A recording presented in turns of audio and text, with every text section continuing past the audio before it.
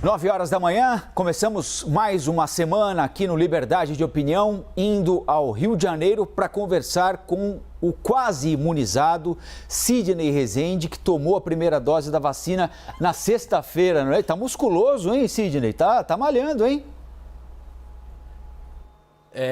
Tô feliz da vida, porque realmente eu tomei a primeira dose, só daqui a 3 meses vou ser completamente imunizado, mas por essa vacina que foi a AstraZeneca, a Oxford, que estava disponível aqui no Rio de Janeiro para todo mundo, só tinha essa nesse momento, ela vai gradativamente aumentando a imunização. Então daqui a 14, 15 dias, ela pula de 60 e tantos % para 70 e poucos, e assim vai. Senhoras e senhores, bom dia, Colombo. Estou feliz da vida sim, com razão, e recomendo a todo mundo, quando possível, vacine. É isso aí. Então, vamos começar o Liberdade falando de vacina. O ministro da Saúde, Marcelo Queiroga, vacinou brasileiros contra a Covid na região metropolitana de João Pessoa, Paraíba, agora no final de semana. Ele fez algumas aplicações, é médico, cardiologista, né? E disse o seguinte: eu pensava que salvava a vida do povo fazendo cateterismo, mas estava enganado. A gente salva a vida das pessoas vacinando a nossa população. Também agora, durante o final de semana, o presidente Jair Bolsonaro foi às redes sociais para comemorar os números da vacinação pelo país. Segundo o governo federal, foram distribuídas mais de 53 milhões de doses. Destas 53 milhões de doses, 32 já foram aplicadas nos braços dos brasileiros, um deles, Sidney Rezende. Sidney, queria que você falasse um pouquinho sobre eventuais diferenças que já podem ser notadas na gestão do ministro Marcelo Queiroga na comparação com o antecessor, general Pazuello. Já dá para notar alguma diferença substancial entre eles? Sim, dá para notar. A primeira é de comunicação e entendimento e trânsito político. Nesse sentido, nota 10 para Queiroga, 0 para Pazuello, porque o atual ministro, ele circula, ele conversa, ele é jeitoso, né? Ele bota jaleco, agora está vacinando. Tem que tomar cuidado com a mosca azul, hein? Porque ele nasceu em João Pessoa, né? Vai lá, começa a aplicar a criancinha. Político tem disso, né? Quando dá aquele abraço nas crianças e vai conversar com o povo e tal, ele faz isso para, de certa maneira, ficar simpático com uma eventual eleição. E tem gente lá que já disse que ele poderia vir a ser candidato ao governo do estado. O próprio Queiroga mal chegou, já está sentando na janela. Então, essa hipótese, ela existe. Então, ele escolheu a sua terra para fazer a vacinação. Mas ele é mais comunicativo. Então, nesse aspecto, é um ponto positivo. Mas penso que, a exemplo do seu antecessor, temos muitos problemas ainda nessa centralização. Tanto numa central de referência que não é tão eficiente assim, como esta centralização. Não basta o ministro ser um caixeiro viajante, né? Ou ele pode fazer sim esse papel de relações públicas, porque é importante, não é desimportante, é muito importante, mas é preciso ter assessores ali ao lado dele, né, que entendam a política de fazer o trabalho duro, não é? É o trabalho duro. Então, aquela história de você mostrar o prato, olha como está bonito o prato aqui, que eu e minha equipe fizemos, mas ele não fez nada, quem fez foi o pessoal da cozinha, né? Então, o pessoal da cozinha tem que fazer direito, para que o prato fique lindo na mesa do consumidor, né? Então, é isso que a gente tem que levar em consideração agora. Há uma mudança. E quanto ao presidente, ele de fato fez essa menção, dizendo que o Ministério da Saúde está ultrapassando a marca de 50 milhões de doses, vacinas distribuídas em todo o Brasil. Lembrando que mais de 80% é a Coronavac, né? Que foi um esforço do governador de São Paulo, João Dória, em que o presidente discordava, né? Vacina, ela é da China, ela é isso, eu não vou tomar, eu não acredito. E outros também. Tá todo mundo tomando a vacina agora, né? Agora tudo bem, né? Então, de qualquer maneira, é só fazer esse registro. Mas é uma mudança, sim. Uma mudança que eu considero até positiva, porque todos estão engajados para esse elemento fundamental, que é apoiar a vacina. A vacina é muito importante desse grande escopo, né, para enfrentamento da doença. Agora, Sidney, ontem, dia 18 de abril, nós completamos 3 meses do Programa Nacional de Imunização. Começou dia 18 de janeiro, uma segunda-feira. No dia 17 houve aquelas vacinações em São Paulo, domingo, mas de fato no Brasil todo começou no dia 18 de janeiro. Então são 3 meses de campanha de vacinação. Nós vacinamos pouco mais de 12% dos brasileiros vacináveis. A gente tem de tirar criança, adolescente, gestante, lactante dessa conta, não é? Se a gente olhar o número bruto de vacinas, nós estamos em 5º lugar no mundo. Somos o 5º país que mais vacinou. Agora, se a gente fizer a relação de vacina aplicada a cada 100 pessoas, aí nós vamos para 56º lugar na fila. Como é que você avalia a velocidade do PNI? Bom, Colombo, quanto aos números, você já aí identificou. Acho que não é uma disputa com os outros países, né? Eu acho que deve ser um enfrentamento da doença com as características peculiares do nosso país. Porque não tem vacina para todo mundo. Já não teria mesmo, quer dizer, já não faz parte do Plano Nacional vacinar todo mundo no primeiro momento. Por isso se fez por etapas, daí não está errado. Nós até apoiamos na época que se fizesse assim, profissionais de saúde, pessoas idosas, pessoas com doenças crônicas e tudo mais. E vai se seguindo esse cronograma e se está se seguindo. Mas lentamente. Agora, na CPI, que daqui a pouco certamente você vai fazer alguma pergunta para mim, na CPI que vai investigar desvios do Covid, tanto do governo federal como eventualmente dos governos estaduais e municipais, o que se verificou? Nós erramos, o ministro Pazuello vai ter que responder isso muito claramente, né? Lá atrás, no ano passado, quando não se acreditou que se deveria assinar contratos porque a doença ela iria sair do controle, como saiu de fato. Só para você ter uma ideia, falar sobre a Pfizer, né? Que é a mais nova vacina que vai chegar aí. O governo está muito esperançoso que chegue já uma quantidade este mês que estamos e o grosso mesmo que chegue até junho. Eles estão estimando que até junho se chegue 15,5 milhões de doses do imunizante. Graças a Deus, tomara que sim. Mas esse contrato, se tivesse sido fechado já no ano passado, isso já está na conta do Pazuello, né, e não foi, certamente naquela época nós teríamos vacinado o que vacinamos até março em dezembro. Em dezembro do ano passado. Olha a arrancada, muita gente não teria morrido, ponto número 1. 2, teríamos certamente uma queda do índice de pessoas de mais idade e idosas aos hospitais. Seria sensacional também, porque amenizaria e evitaria o colapso, né, nesse atendimento que os profissionais de saúde tão guerreiramente enfrentam. E as autoridades também, né? Está todo mundo buscando saídas, mas não se encontra com velocidade. Então, nós ainda estamos lento para os 200 milhões de brasileiros que temos e pelo menos aí imaginava-se de 60%, 70% vacinados até setembro e hoje já não tem mais certeza que se essa meta vai ser atingida, não. Vamos falar um pouquinho então da CPI, Sidney. Nós estávamos conversando mais cedo com o Igor Gadelha, com a Basília Rodrigues, nossos analistas lá em Brasília. A expectativa é de que a CPI comece a trabalhar na quinta-feira, dia 22, depois do feriado de Tiradentes, dia 21.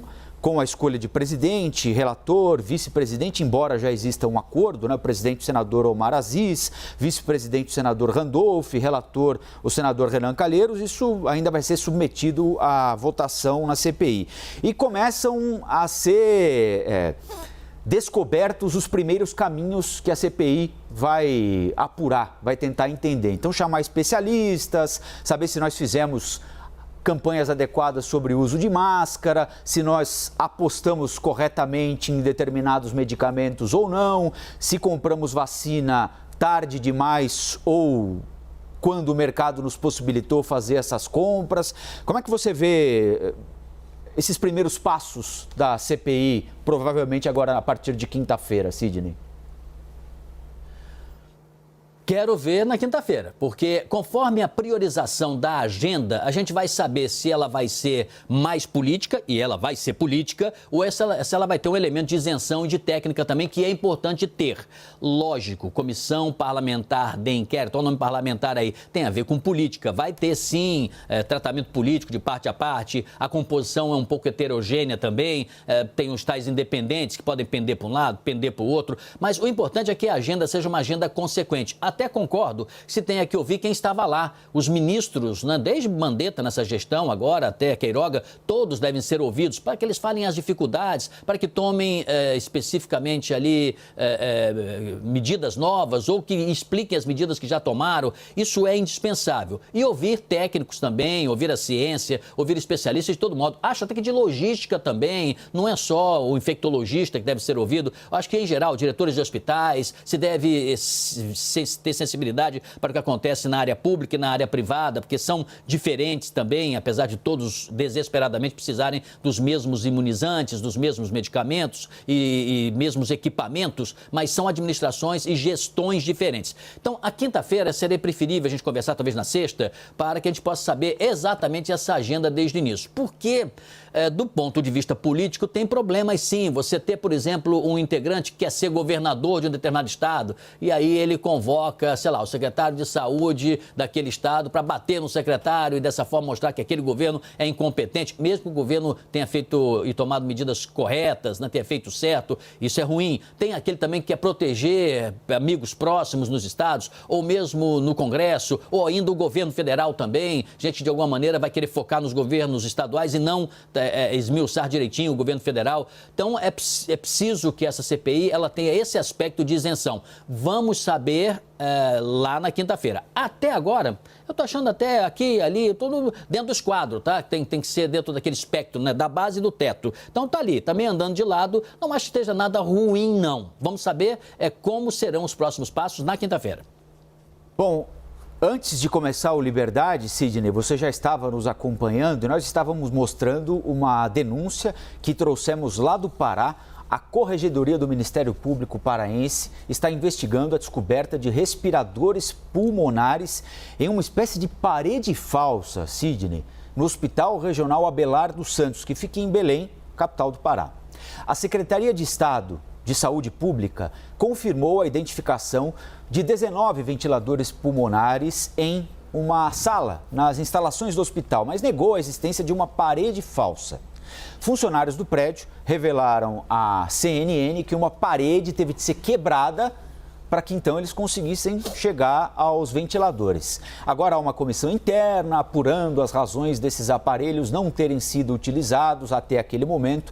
O hospital é referência no combate à Covid e atendia exclusivamente pacientes com a doença até o dia 15 deste mês. E mais cedo, Sidney, eu me lembrei que em determinado momento da pandemia aqui, né, a gente já não consegue mais lembrar quando as coisas aconteceram, faz um ano que estamos falando quase que exclusivamente disso, paraenses tentaram invadir esse hospital desesperados com a falta de atendimento. Então tinha gente tentando levar parente, amigo, doente, com Covid, com dificuldade para respirar, à força para dentro desse hospital. E agora, dentro desse hospital, referência no combate à Covid, a CNN descobre aparelhos que podem ajudar pessoas a respirar em momentos graves da contaminação pelo novo coronavírus, guardados ou escondidos atrás dessa parede falsa. A investigação vai dizer, mas o fato é que eles não estavam sendo investigados. Como é que você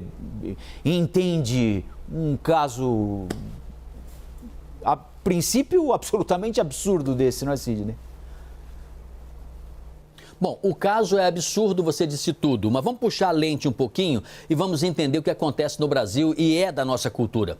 Nós não somos, por cultura, muito ligados a planejamento, a orçamento, a respeitar a agenda, respeitar a lei. Sabe aquele sujeito que bota o carro em frente a uma farmácia, as duas rodas em cima da calçada, diz, não, só comprar um remédio ali, mas ali é proibido de estacionar, não pode, atrapalha o trânsito, mas ele acha que ele pode, porque é muito rapidinho. Temos um pouco esse hábito, né, do descumprimento de tudo. Óbvio que a Secretaria de Saúde do Estado do Pará, o próprio governador deve se pronunciar, explicar isso, quais são as responsabilidades, quem foi que permitiu que isso acontecesse, como aconteceu, desde quando, porque não são respiradores que não estão registrados oficialmente, eles estavam desaparecidos, então tem um cadastro em algum lugar, quando chegou, quando desapareceu, onde estava inicialmente, quem recebeu, como foi montado, cadê as câmeras daquele período, cadê a documentação assinada, tudo isso existe, tá certo? Agora, não é o único caso, por isso que eu preferi abrir a lente e eu quero fazer aqui uma conexão com o que eu disse anteriormente.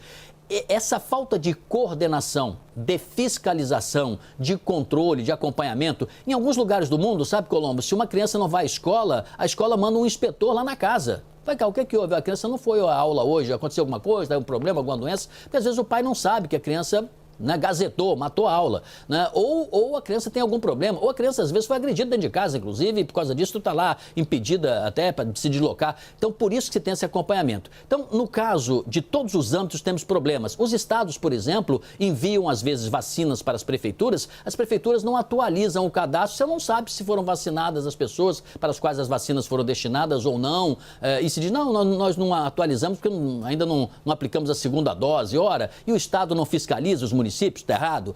Esse hospital, no caso aqui desse estado, é um absurdo, como você bem lembrou. Hospitais federais, por exemplo, que têm leitos disponíveis, poderiam estar à disposição da população. O próprio governo, o Ministério da Saúde, já disseram, não, vai ser liberado em tal data e não foram liberados até hoje. Então, esses problemas, essas desconexões, essas desfuncionalidades, é bem a prática do Estado brasileiro. E, às vezes, transita entre a desonestidade, é o que está aparecendo aí, erros e incompetências, até uma falta de fiscalização e conhecimento do que fazer com aquilo. Ora, Colombo, quantas vezes você já noticiou, antes da Covid, tomógrafos fechados que não foram utilizados? E por que isso acontece? Justamente porque nós temos tudo meio descontrolado, meio assim, como se o dinheiro não fosse de ninguém, né? Quando o dinheiro é do contribuinte. O homem público, ele precisa, gestor público, acima de tudo, cuidar da administração. Temos um curso fantástico de administração no Brasil, recruta quem entende de administração. Não fica botando apaniguados e pessoas que ficam ali e não entendem nada e até facilita quando um estado pior, que é quando aquela pessoa se torna uma cúmplice, né? Porque isso aí não foi escondido por acaso, né? Isso ia ser desviado provavelmente, né, Colombo? Lembrando que o Pará já foi alvo de operações da Polícia Federal para investigar a destinação de dinheiro repassado pela União a estados e municípios. Tem um contrato de mais de 50 milhões de reais para a compra de respiradores com defeitos, que está sendo escrutinado pela PF, e também um outro contrato, um valor altíssimo, 1 bilhão e 200 milhões de reais, assinado pela Secretaria da Saúde do Pará, com organizações sociais que gerenciam hospitais de campanha. A PF está de olho nisso que aconteceu no Pará. Ô Colombo? Diga. Se você me permite, e o Ministério Público do Pará já pediu o afastamento do Helder Barbalho lá atrás também. Além de tudo que você disse aí, o próprio governador já teve a espada ali, né, perto do pescoço dele. Quase que ele, né, perde ali num processo de impeachment estadual o mandato, né? O atual cenário político do país tem preocupado alguns especialistas, especialmente aqueles que acompanham a nossa economia, por causa de uma combinação que pode ser explosiva. O risco fiscal com os problemas políticos, agora vai começar uma CPI no Congresso Nacional, no Senado, ninguém sabe onde vai parar, tem a crise sanitária, né? Nós não sabemos ainda quando será possível reativar a economia e da potência máxima nessa turbina, né? O orçamento deste ano aqui ainda não foi aprovado, está cheio de problemas, né? O do ano que vem já está sendo discutido, há debate sobre manutenção do teto de gastos, isso é constantemente colocado à prova, muita gente ainda morrendo por Covid. Hoje, na capa do jornal O Estado de São Paulo, se eu não estiver enganado, Sidney, há uma preocupação da equipe econômica do governo com pedidos de auxílio de diversos setores de atividade econômica atingidos pela pandemia, e todos esses pedidos de socorro somados chegam a 250 bilhões de reais. Produtores de eventos, setor de turismo, enfim, todo mundo pedindo ajuda para conseguir atravessar esse deserto que parece não ter fim. Como é que você vê, especialmente, essa preocupação com a nossa economia, com a possibilidade de a gente entrar em um caminho fiscal que não tenha retorno ou um retorno muito demorado? São preocupações que fazem sentido nesse momento, Sidney? Colombo, eu tô com 30 reais no bolso. Não adianta você dizer para mim que vamos gastar aí 100 reais. Eu dizer, Colombo, não tenho, só tenho 30, Colombo. Eu só tenho 30 reais aqui. Desses 30 aqui, sei lá, 5 reais é pegar uma passagem de ida para algum lugar e vai sobrar um pouquinho. Eu não tenho mais do que isso. Então, o que significa o teto de gastos? É aquela regra que limita o crescimento das despesas da União. E ela foi aprovada durante o governo Michel Temer. Você não pode ultrapassá-la. E aí fica se criando, né, uma espécie de fura-teto aqui, ali, um jeito de fazer com que você burle o teto. Esta é uma regra já definida, a não ser que o Congresso queira derrubá-la na raça, reúne-se uma quantidade X de parlamentares, conforme conforme indica o regimento, e você derruba. Então, não se tem como fazer isso. E como, então, você vai resolver o orçamento? Colombo, se eu só tenho 30 reais no bolso, Colombo, e eu já estou provisionado aqui, que eu vou gastar 5 da passagem só de ida, né? Eu tenho aquele restinho para muito pouco, só dá para fazer aquilo. Vou ter que cortar alguma coisa, Colombo. No meu caso, eu teria você aí para me ajudar, mas esse expediente também não pode ser utilizado aqui no nosso exemplo. Então, o que é preciso fazer? Óbvio, as emendas vão ter que ser reduzidas. E a própria Câmara, o próprio Congresso já admitiu que pode fazer isso. Então, vai ter que se reduzir essas emendas que entraram aí a mais, vamos dizer assim, que são tradicionais dos senhores parlamentares, no sentido de levar obras para as suas cidades, para seus estados. Tudo bem, mas não tem como. E o próprio governo vai ter que rearrumar. O que disse em agosto do ano passado? Mais do que lavada essa afirmação minha, né? Paulo Guedes disse em agosto do ano passado, daqui a pouco está completando aí um ano. Diz ele aqui, se furar o teto, vai se levar o presidente para uma zona sombria, uma zona de impeachment, de irresponsabilidade fiscal. O presidente sabe disso, o presidente tem nos apoiado, disse Paulo Guedes. Paulo Guedes era mais forte antes do que o é hoje. Não tem jeito. Se não se ceder, esse orçamento não vai para frente. Dizer assim, assina, presidente, que tudo bem, não vai acontecer nada, eu acho que o presidente não vai assinar assim de olhos fechados. Não vai mesmo. Muito bem, Sidney Rezende, que como nós dissemos foi vacinado agora na sexta-feira e nós tínhamos evidentemente um enviado especial ao posto de saúde. Olha que braço, hein? Que homem, acima de tudo, que homem. E que barriga, hein? E que barriga, olha, barriga mostrando muita saúde, né? Não, que é isso, Sidney. O importante Colombo, é isso aí. Sidney Rezende Colombo, já sabe... imunizado com a vacina da AstraZeneca. Eu tô famoso. Colombo, só para arrematar, você sabe que a gente tem certeza que a idade chegou quando a moça da vacinação, tão educada, muito gentil, né, muito profissional, ela falou assim, relaxa o bracinho.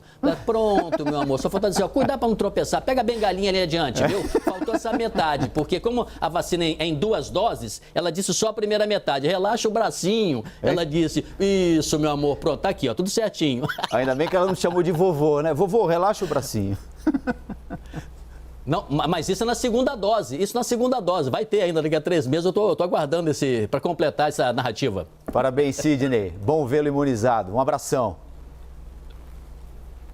Um abraço, gente.